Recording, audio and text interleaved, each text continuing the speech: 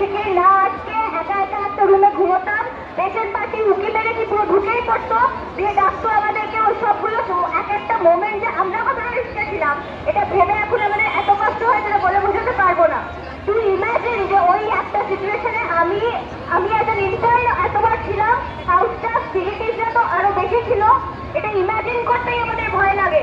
তো আপনাদের একটাই রিকোয়েস্ট, মহিলারা যে আমরা যে মহিলারা আছি, আমরা যদি একে অপরের সাথে না থাকি তাহলে কে থাকবে? আমি যদি আজকে একটা ভয়েস রেজ করতাম এই ইনসিডেন্টটা না হয়ে থাকলে, তাহলে আমি জানি আমার সমাজে আরো 10টা মেয়ে আসতোই না, আমার আগেনস্টে নিশ্চয়ই বলতো যে নাইট শিফট করতে এত প্রবলেম কিসের? এভাবে তো মেয়েরা ব্যাকওয়ার্ড থাকবে। নাইট শিফট করতে প্রবলেম নেই, সিকিউরিটিটা